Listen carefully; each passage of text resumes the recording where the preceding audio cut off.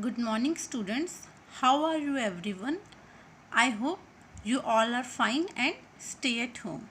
Students, I welcome again you in a social science class, and the name of your subjects is the democratic politics or a civics. Now, today we can start our second part of the chapter, that is the federalism. Now, the question arises that what is the meaning of a federalism? So, federalism is a system of government in which the power is divided between the central authority and the various constituent units of the country. Students, here I can use a word central authority.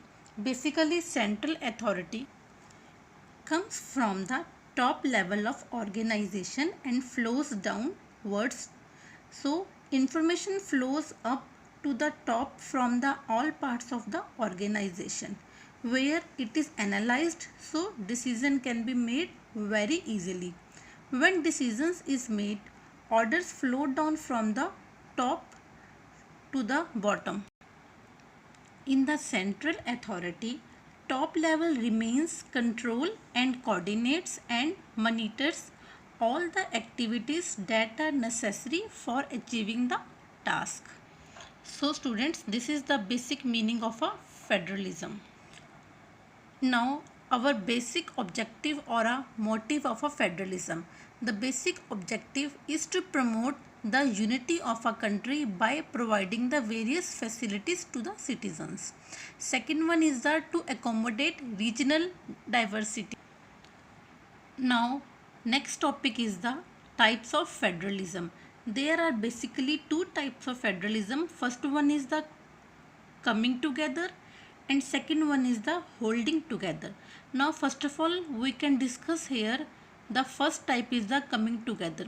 Basically it means it includes independent states that come together and form a bigger unit. It helps in maintaining a security. Here each state is a equal and a strong right. So in this first category of federation, all the constituent states usually have a equal power and a strong type of a federal government. So example of a coming together includes the various countries like USA, Switzerland, Australia, etc. Now come to the second type of federalism is the holding together. Here the country is divided into states for a better administration and a proper managing of a work. It helps in accommodation of diversity. So some states here might be given more powers, then the ultimate power lies in the hands of a central. So in this second category, the central government becomes a more powerful than the state government. So there are various examples that includes different countries in the holding together are India, Spain, Belgium, etc. So in the holding together, the central government tends to become a more powerful as comparison to a state. This slide shows you a difference or a types of federalism. First of all, the coming together. Here the states come together to form a bigger unit and to increase the security. But in the holding together, a large country divides itself into a central states. Second one is the here in the coming together all states have equal rights, but in the holding together all the power is in the hands of a central government. Third one is the here each state pools its security without the involvement of a central government. But in the holding together, all the securities was lying in the hands of a central government. So examples of countries which includes or follow the concept of coming together includes USA, Australia, and the example of holding together includes countries like India, Spain, etc. Now next question arises that what is difference between coming together and the holding together. So there are various points that show the difference between coming together and a holding together type of a federalism. Now the next question arises, is India is a federal state? Yes, India is a federal state because the Constitution of India has established the federal form of government in India.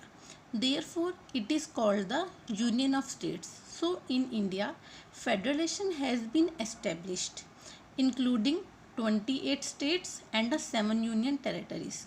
So, 7 union territories includes Chandigarh, Delhi, Puducherry, Dadra and Nagar Haveli, Daman and Diu, Lakshadweep, and Andaman and the Nicobar Island. So these are includes in the 7 union territories.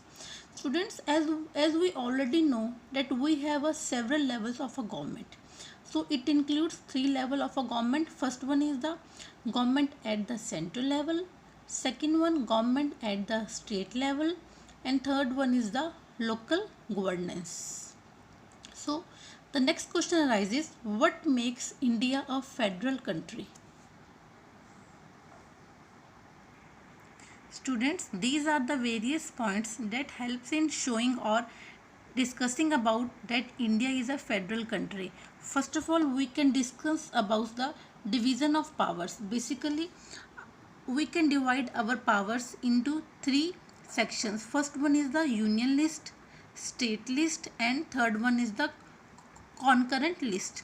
So union list includes those subjects on which only central government makes laws. Second one is the state list. Here it is related only with the state government can make laws like policy, trade, agriculture, services, commerce services, etc. Third one is the concurrent list. Here it includes both level. Here they can make laws, but at the end the law was made by the central constituents. Students, this slide shows you a more detailed history about or a difference between or what are the things which are included in the union list, state list and a concurrent list.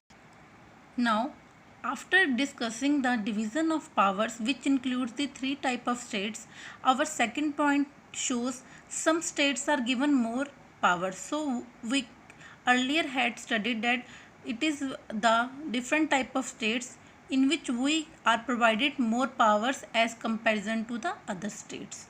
Third one is the written constitution. Here constitution means law. The Indian constitution is a written constitution which consisting of 395 articles and 12 schedules. In constitution, every detail concerning of the union government and the state government had been properly given. Fourth one is the union territories. It includes 7 type of territories that we had discussed earlier. Next one is the jurisdiction. It includes the judges. Last one is the level of a government which includes different types of governments, which includes government at the state, government at the center or a local government. Now next question arises, how is federalism practiced? Basically our constitutional are necessary for the success of a federalism. So the real success of federalism in India can be attributed towards the nature of a democratic politics in India. So our federalism is focused or based on the democratic politics. So it includes 3 type of components which tells about how federalism is practiced. First one is the linguistic states. It is the first challenge faced after independence was the linguistic states. Here new states were formed on the basis of language and culture. So some states were formed on the basis of their ethnic geography or a culture which includes Nagaland, Uttarakhand, etc. So the linguistic states means many new states have been formed, boundaries or have been changed. People of these states used common language and have been brought together. Such states created on the basis of a cultural diversity, etc.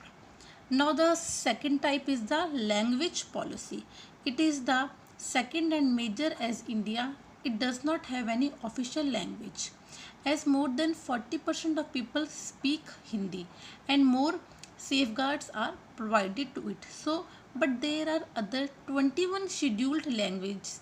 So, state can enjoy its own language for a official purpose. So, our basic language for the Indians includes the Hindi language.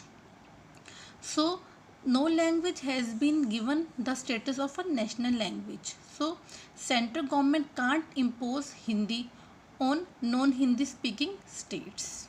Now let's come to the third type or a third component, which includes central and a state relationship.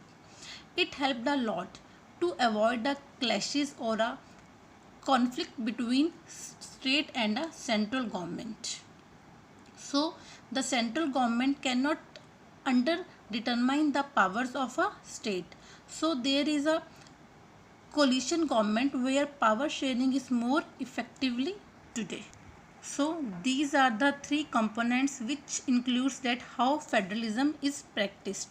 So in the end I want to conclude that what brought about the real success of federalism in India. So it is based upon basically 3 points: the nature of a democratic politics, respect for democratic politics, and third one is the desire for a living together.